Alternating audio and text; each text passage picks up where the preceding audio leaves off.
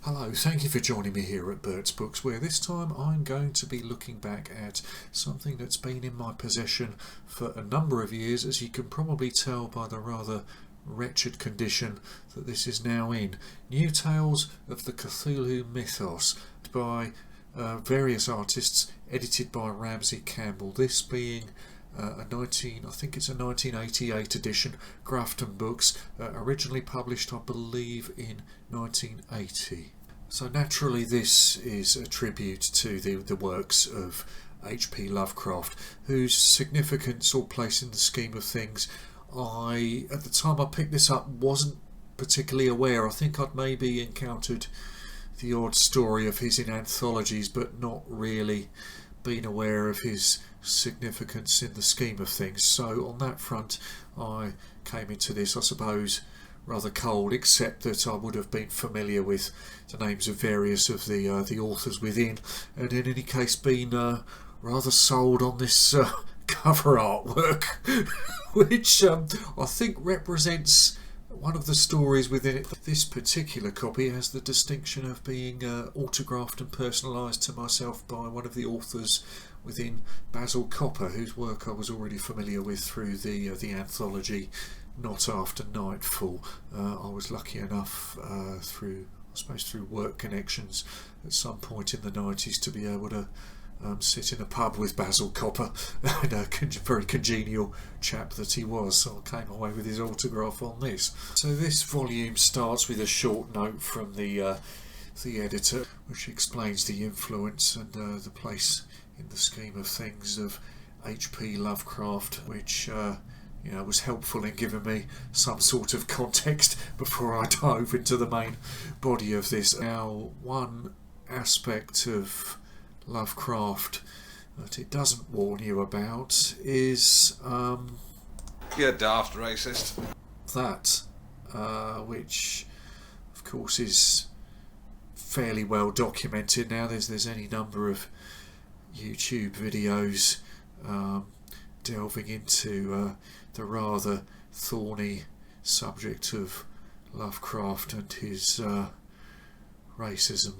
Now, Lovecraft is one of those artists who, there's little dispute over their particular vision or their significance in the genre that they operated within, but aspects of their personal beliefs, for I suspect most readers, represent something pretty unpalatable. Now, these works being, I suppose, rather more modern or recent adaptations or explorations of the Lovecraft vision, there is an element within many of these stories. You can certainly say there's an element of xenophobia existent within these stories. I would say the difference being that within these they're employed as a dramatic or a literary device.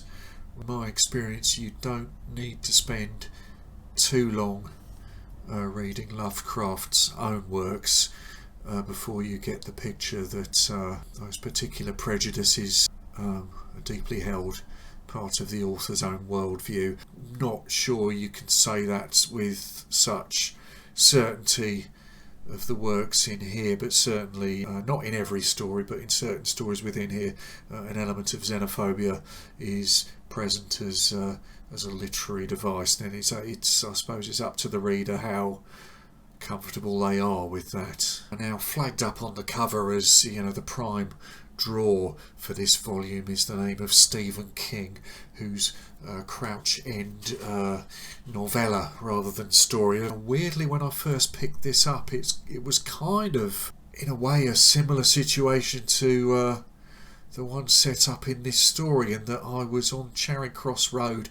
I forget whether I was in Foyles or one of the other bookshops that I found this, but certainly it was on a hot summer's evening in Charing Cross Road, so there's this kind of uncanny crossover with the plot of this story, though I wasn't living in Crouch End, which is King's kind of right in his observation that it's kind of if you're not familiar with it, it's a kind of odd part of London in that it's hard to find your way out once you get there. But the bulk of this one, it kind of centres around a sort of sleepy police station in that district of London, which is generally considered by the staff there a bit of a backwater, except the new boy on the shift is kind of being weirded out. One of the old hands who gives this guy the line that the humdrum routine of station life there is occasionally punctuated by inexplicably weird and unsettling incidents. And he expands on this by elaborating on Lovecraft's vision of, I suppose, almost a parallel dimension or a universe in which these elder gods or greater beings, I think the terror is that, if I'm interpreting this thing right, is that they're so completely off the scale of the human comprehension of good or evil. They're not even on that spectrum in the depth of their malignance. We're that insignificant to them. But this guy's theory is that Crouch End is an area of London in which the fabric, like an old football, I think is the way it's described. As if on cue, a distraught American lady staggers in, obviously very distressed, having undergone some recent trauma, and she explains that she's somehow lost her husband within this neighbourhood. He's almost been swallowed up, and won't the police help her to find him? I think this is King at his most effective. If you're a King fan and you haven't chanced upon this story, I would say go and seek it out. But it's a very, very strong opener, and on its own reason enough to seek out a copy of this. So the second story then is also very, very strong entry by A Attanasio, not an author whose other work I'm particularly familiar with. This one, it takes the form of it's horror kind of framed within an underworld story. Again, you could say it's a novella. It's quite long and developed. It starts with Henley Easton, who has just he's involved in some form of drug deal. Some strange jagged stone pierces his foot when he investigates. It appears to be an ancient implement of unfamiliar design and unfamiliar composition. Now this sets off a chain of events with Easton, which, in terms of deep dark trouble, this goes far beyond the trouble he's already in, being mixed up in a rather sour heroin deal. Having been lacerated, punctured by this implement, very strange, unusual things begin to happen to him, which are vividly and I'd say brilliantly described here. This transformation that immediately begins to happen to this character, but while strange and inhuman forces are beginning to wreak their effects on him, mundane reality of gangster life meanwhile is going on around him. He is pursued both by his associate, whose name is Raph, who is intent on sorting out and squaring away this drug deal, and the people that have been fucked over by it, which is a Jamaican gang who aren't taking terribly kindly to the disappearance of heroin and money. So Easton finds himself pursued by the enforcers of this gang, who are the colourfully named duo Duke Parmalee and Hi-Hat Chucky Watts. They are a particularly vicious pair of gangsters, however, compared to the forces that have been unleashed, in the scheme of things, they are rather small fry. So this all leads, via the presence of a voodoo cult, the earthly conduit to these Lovecraftian forces. From there the narrative heads off to Haiti, where the action goes into a pretty disturbing overdrive. So yes, this novella does echo that Lovecraftian concept that Cthulhu, all these elder gods, enablers on our side of the veil, tend to be these cults or tribes that are non-Caucasian in origin. Although the way this story kind of pitches that in that there are no good guys in this. Morally, if there's any such thing as good guys within this story, it's the Haitian authorities who are at least concerned with trying to contain what's being unleashed by this strange cult. But everyone else within it is either a dodgy Cthulhu cultist or a gang-banging scumbag. So few parties come out smelling of roses within this one. Next up is The Second Wish by Brian Lumley, which I think is the origin, this cover art here. Now, Basil Copper's contribution to this, shaft number 247, describes a strange post-apocalyptic sort of situation in which humanity seems to be living like an undersea shelter of some sort. It's this kind of heavily monitored subterranean kind of society where these various shaftways have to be monitored for no one seems quite sure what activity they're expecting other than the powers that be. There's almost a flavour of 1984 to it, this rather controlled society where very few people are allowed fuller knowledge of what their situation is. Copper, a little bit under-recognised, I feel. So again, another reason to check this volume out. Another novella within this is T.E.D. Klein's Black Man with a Horn. It's told from the point of view of a veteran of the original Lovecraft circle. An ageing white man lives sort of stubbornly, I suppose. He lives within an area of New York that's predominantly a black area. He resists pressure from his daughter to move into a different area. He does experience a level of, I suppose, alienation at living in this neighbourhood, but as he puts it in here, it's outweighed by the level of contempt that he feels for his fellow white people. Now, this one takes the form almost of a classic detective story, where you find this character by chance encountering on an aeroplane flight one of his fellow travellers. Turns out to be this, I suppose, lapsed, not disgraced, but a lapsed missionary who spent time in Malaysia and is now clearly highly paranoid and fleeing from an indeterminate something. Now he's at pains to point out that the Malaysians that he encountered and tried to work with on the lowlands area, I think he describes as some of the nicest people he'd ever met, although I think they're a bit impervious to the Bible thumping on his part.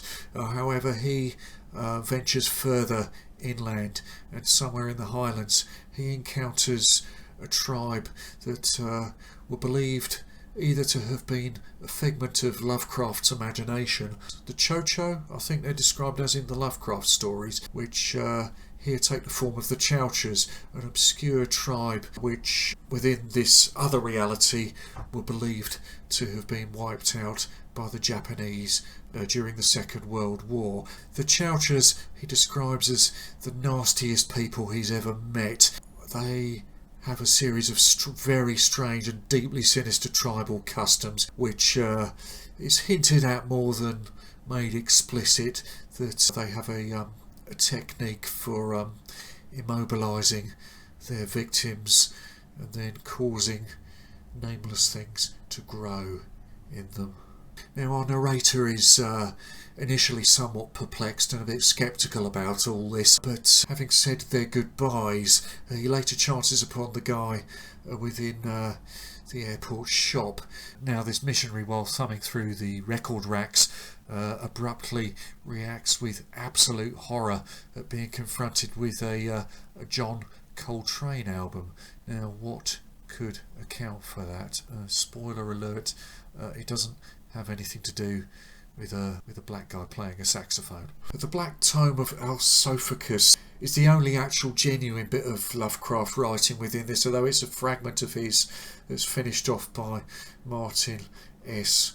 Warnes. Now, one of the most memorable stories within this is David Drake's Than Curse the Darkness, as in, it is better to praise the light than curse the darkness. This one is set in the 19th century Belgian Congo, that situation of vicious colonial exploitation. So within this setting, it transpires that deep in the forests, amongst various casualties and victims of the Belgian colonists' mistreatment of locals, which are whispered to be worshipping a sinister new god known only as Atu. Now, whispers of this find their way back to London, where occult specialist Dame Alice Kilrea, through her studies, recognises this for what it is, a communion with a kind of elder god, which is described by herself more as a kind of cosmic cancer than a god. So she, accompanied by her rather sinister hired gunman, heads out to the Congo to tackle this, and in concert with these deeply brutal Belgian colonial overlords, ventures into the forests to confront this cult and to, if not foil this cancerous god, at least cut off that particular growth of it before it can infest the world. Now, this is a particular interesting treatment of the Lovecraftian theme, as it I suppose takes a twist on that xenophobia thing, in that the extreme brutality and sadism of the colonial administration is like an equal evil to anything this cult is up to.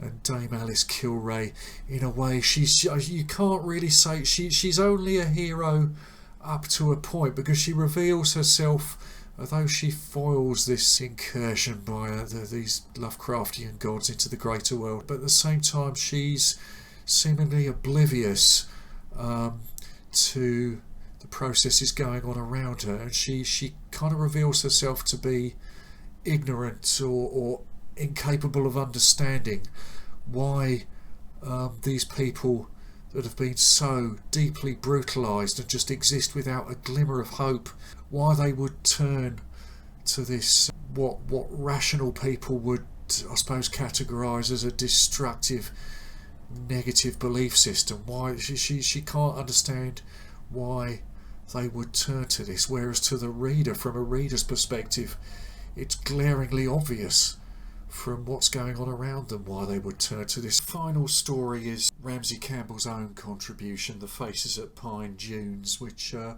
suppose is fairly subdued in comparison, kind of downbeat flavour, kind of a depiction of people in Britain whose lives are kind of somewhere on the periphery. It's not a gentle ending, but it's kind of less calamitous in tone and sort of quieter in tone. This book hasn't really lost, I found it overall a powerful collection of stories then. I still find it quite powerful now. Now, did it set me off on a voyage of discovery with Lovecraft?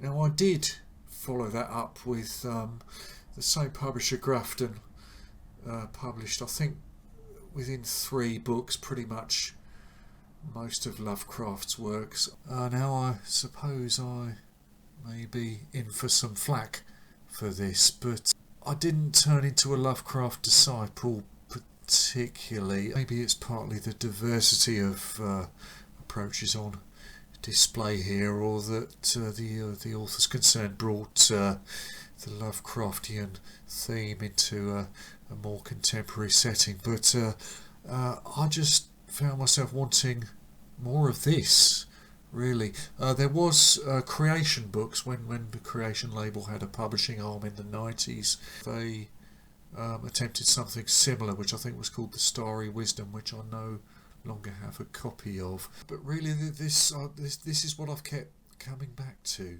It's not hard to find a copy, but the price has kind of gone up a bit. So there it is. It is kind of, in some respects, troubling and disturbing, but a powerful, effective horror anthology, and you don't especially need to be a Lovecraft devotee to enjoy it. I think if you just have a general interest in horror, with pretty consistent anthologies, it's worth seeking out.